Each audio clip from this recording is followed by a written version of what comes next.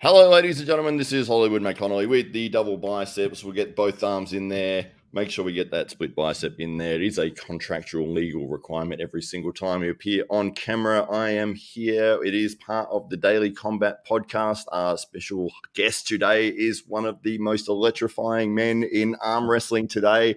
He is fresh back from an overseas trip at King of the Table 5, where he not only hosted the event, he hosted the press conference, he did commentary.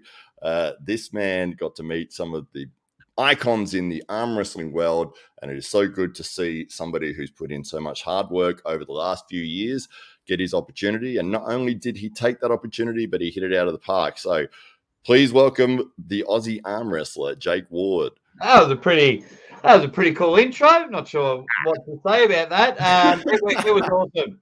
Yep, that is right. I was very lucky to get the opportunity to be a part of Core Sports and the King of the Table team. I was very looked after.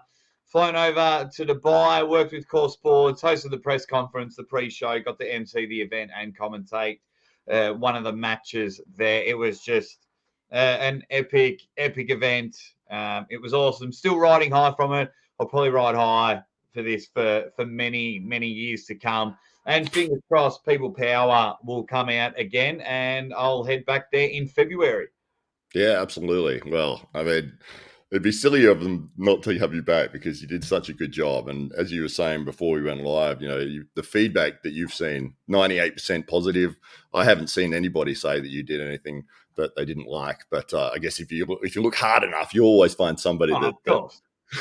But yeah, it was very surprising the way the internet looked after me. I don't know if someone put super secret filters on my phone that no negative comments could come in. But yeah, I got a taste of it. Was told straight after the press conference. One of the athletes was actually watching the live stream on their phone just to see some comments to see if anything stood out whilst I was talking, and they just went, "Man, you killed it." And I thought they were just being nice. He said, "Nope, all the comments, they were hardly talking about the athletes." And I was like, "Oh, wow." That was pretty cool. It's not my job to do that. It's very great, but my job is to get the athletes over. My job is to make sure the athletes look like $1 million because it's not about me. My job, although it's amazing that people were talking about me, and it's amazing that the people were saying so many good things. My job, which I feel like I did throughout the whole weekend, is to ensure that everyone is talking about the athletes involved, because without the athletes, I'm just talking to myself. Yeah, exactly right. And I think a lot of people get that wrong when they think if they're in a hosting position that it is about them. But reality is that you're there to make everyone else look as good as they can and to present. It's like, hey, you want to see these guys. These guys are the reason that you're here to see them.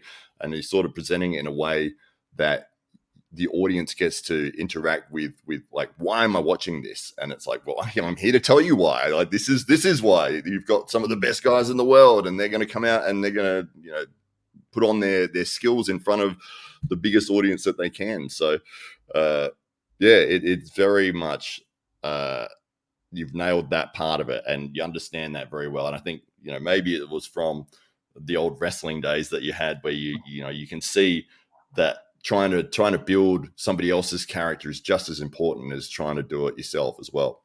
Yeah, absolutely. I get nothing out of me looking way better, or making my guest or someone I'm interviewing, or even whilst commentating matches.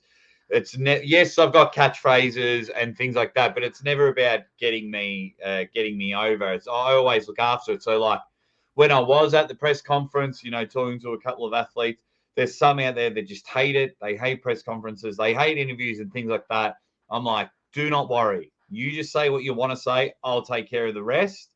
I can read tones and things like that. When you start to feel uncomfortable or you feel like you're blabbering, I said, mate, I'm coming. I've got your back. I'm not going to leave you out there dying or whatnot. I'm like, I'm coming in, man. Don't worry about it. I'm in your hip pocket. So yeah, it's always about it. That's what I do, because then, full circle, it makes me look better. because if I'm now getting everyone excited about these matches, because to be fair, everyone was writing the last King of the Table off. They were a bit like, oh, the card's not that good. So I thought I'm going to just try and get the magic machine going. And hopefully we generated more hype. We generated more pay-per-view sales for the company. So, yeah, that's what I do once again. And then for those that bought it, they just saw epic matches from start to finish.